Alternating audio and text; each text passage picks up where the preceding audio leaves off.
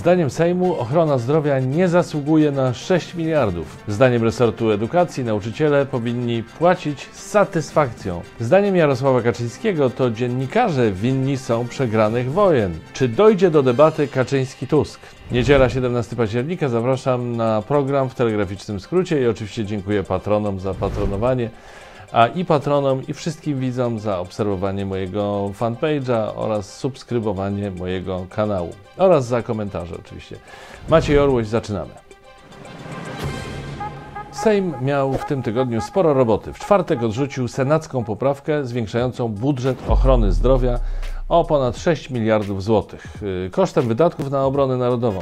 Senatorowie nie widzą powodu, żeby wydawać na obronność, gdy opieka zdrowotna kona. Problem w tym oczywiście, że obronność Polski też jest bliska zgonu. Zamiast na wojsku proponowałbym parlamentarzystom zaoszczędzić na zatrudnianiu pociotków i rodzinki w spółkach Skarbu Państwa, na dotacjach dla propagandowych mediów państwowych czy na Funduszu Sprawiedliwości. Co więksi radykałowie mogliby nawet zaproponować obcięcie dotacji na herezję Tadeusza Rydzyka. Gdyby tak tu i ówdzie poszukać, to zebrałoby się te 6 miliardów i cyk, medycy mieliby ciut lżej. Są jeszcze jednak ważniejsze wydatki niż jakieś wojsko czy ochrona zdrowia. W nowelizacji budżetu nie zapomniano przeznaczyć prawie 1,250 mld złotych na odkupienie akcji spółki PKP PLK od PKP SA. No, to jest dopiero niezbędny wydatek. W obchodzonym kilka dni temu Dniu Edukacji Narodowej wszyscy na czele z PiS-em rozpływali się nad tym, jak to nauczyciele są ważni, jak edukacja jest istotna. Prawdę dobitnie pokazuje jednak nie tylko skandalicznie niski poziom wynagrodzeń nauczycieli, ale także betonowy, niczym umysł ministra Czarnka, system nauczania. Jak podkreśla grupa nauczycieli zrzeszona w projekcie Nauczyciele zwolnieni z teorii, uczniowie potrzebują obecnie w osobie nauczyciela bardziej mentora niż cenzora. Ministerstwo, szczególnie pod wodzą entuzjasty Wielkiej Inkwizycji, woli niestety tę drugą opcję. Obowiązuje więc stara zasada 3Z. Zakuj, zdaj, zapomnij. To może być dla pana ministra szok, ale naprawdę żyjemy w XXI wieku. Natomiast podejście i poglądy Przemysława Czarnka są około 200 lat do tyłu, rodem ze szkoły pruskiej. Tymczasem żyjemy w świecie, w którym większość rzeczy można sprawdzić w internecie czy książkach, a dzieci i młodzież nie są uczone weryfikacji informacji, pracy w grupie czy umiejętności miękkich. Jak powszechnie jednak wiadomo, miękkiszonem być nie można, więc uczniowie też nie będą miękkiszonami. Młodzież ma być twarda, a nie miękka. Musisz być twardy. Nie możesz sobie pozwolić na to, że cię rozbije jakaś sytuacja, zwłaszcza taka, która cię dotyczy osobiście. No nie, tu są naprawdę poważne sprawy. Tu nie ma żartów. Tu może przyjdzie dzień, że trzeba będzie podjąć takie decyzje, że człowiek sobie nawet nie wyobraża, że musiałby takie decyzje podjąć. Zamiast podwyżek, sensownego programu czy dofinansowania szkół, nauczycielom muszą wystarczyć życzenia od partii.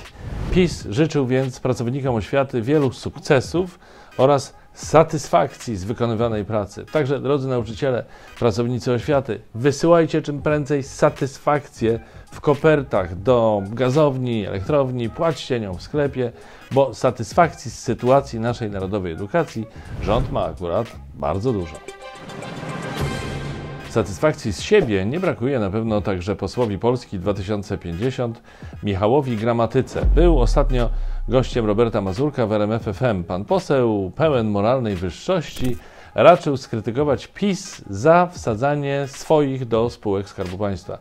Nie był już taki do krytyki skory, gdy dziennikarz przypomniał mu, że Gramatyka w 2015 roku, tuż przed wyborami, sam został wrzucony do zarządu Tauron Polska Energia.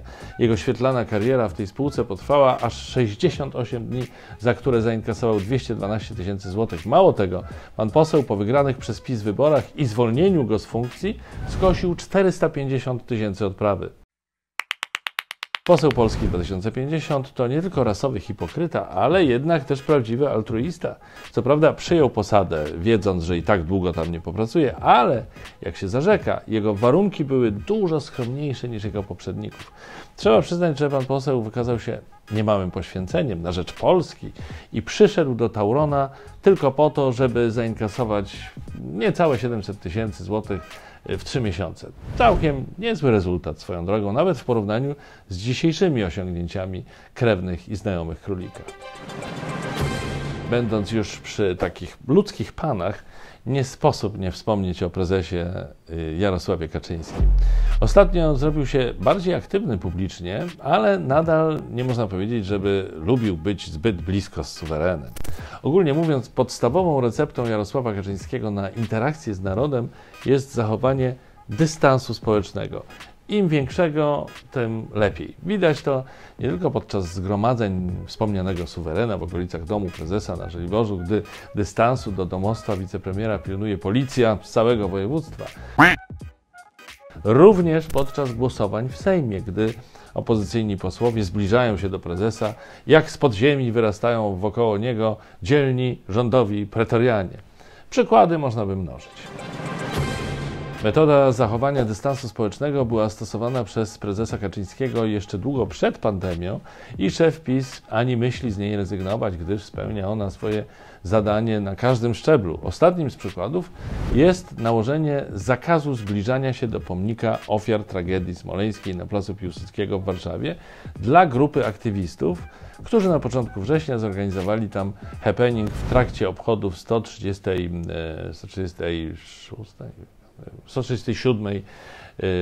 Miesięcznicy katastrofy. Uczestnicy manifestacji postawili wtedy obok alternatywną wersję pomnika z kartonu. Chwilę potem zostali zatrzymani przez policję, a postępowanie w ich sprawie nadal się toczy.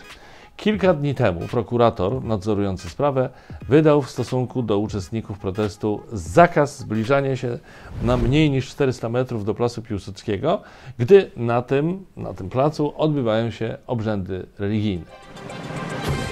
Dystans ratuje pana prezesa Jarosława nie tylko w bezpośrednich relacjach z narodem, ale również w tych utrzymywanych za pośrednictwem mediów. Gdy na drodze Kaczyńskiego w Sejmie zbyt często stawali dziennikarze, ten rękoma marszałka Sejmu zdystansował ich od siebie znacząco. Tak więc, gdy przyszło się zmierzyć z kryzysem na białoruskiej granicy, i tu z pomocą przyszedł dystans, tym razem między granicą a dziennikarzami. I nie ma już problemu obrazków mierających na granicach ludzi, bo i nie ma tam mediów. Jest dystans, jest okej. W najnowszej rozmowie radiowej Jarosław Kaczyński szczerze przyznał, że nie widzi sensu i potrzeby, by dopuszczać dziennikarzy do strefy stanu wyjątkowego. Po co to komu, jeśli teraz są tak ładnie zdystansowani? Prezes wyraził też pogląd, że wojny w Wietnamie, w Iraku czy Afganistanie nie byłyby przegrane, jeśli zakazano by dziennikarzom ich relacjonowanie. Może jak pan prezes Kaczyński tak bardzo lubi stosować metodę dystansu społecznego, to spróbowałbym ją na samym sobie wypróbować i po prostu zdystansować się od polityki i życia publicznego. Jak to tylko możliwe. Trzymamy kciuki. Za chwilę znowu, przez chwilę o Jarosławie Kaczyńskim, ale też o Donaldzie Tusku i Rafale Trzaskowskim. A teraz odpocznijmy od polityki.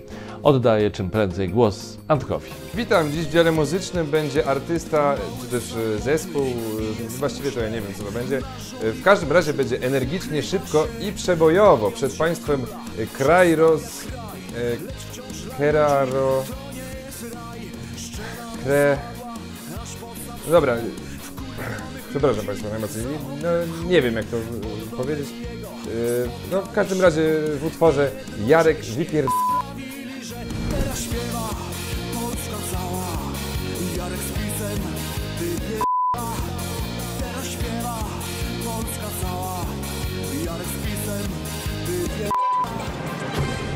I jeszcze w skrócie o kilku sprawach, o których nie chce mi się mówić dłużej, bo mnie więc tylko krótko. Propaganda wiadomości TVP sięga szczytu, a może raczej kolejnego dna.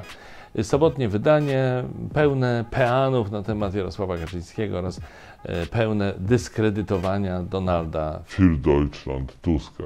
Posłowie Konfederacji atakują prezydenta Warszawy Rafała Trzaskowskiego za to, że próbuje zablokować Marsz Niepodległości planowany na 11 listopada oczywiście, który ma odbyć się pod hasłem Niepodległość nie na sprzedaż. Frustrat, mamin synek i ogólnie żałosny typek. Tak napisał na Twitterze o Trzaskowskim poseł Winnicki. Niepodległość nie na sprzedaż. Kolejne wzniosłe hasło i kolejny raz w Warszawie grozi nam rozpierducha i zawłaszczenie święta niepodległości przez żałosne, nacjonalistyczne, faszyzujące i agresywne typki z całej Polski. Jarosław Kaczyński.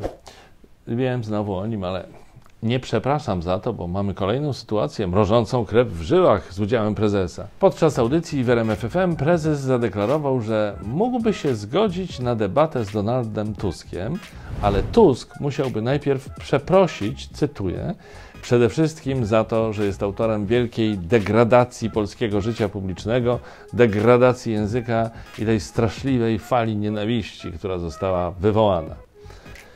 Ja lubię, kiedy politycy bredzą pod publiczkę. Naprawdę, panie prezesie? Naprawdę? Ja jestem przekonany, że to nie Tusk, ale pan jest odpowiedzialny za podzielenie Polaków i pogłębienie tego podziału w ciągu ostatniej dekady. No, tak czy inaczej, Tusk szybko zareagował i na Twitterze napisał tak: przepraszam, Jarku, a teraz datę i miejsce debaty poproszę. Z góry dziękuję. No, to my też poprosimy i czekamy z niecierpliwością. Ależ będzie jadka, Fame MMA, niech się schowa. I to dziś wszystko. Kolejny WTS już w czwartek. Trzymajcie się, pozdrawiam z hotelu w Krakowie. Cześć.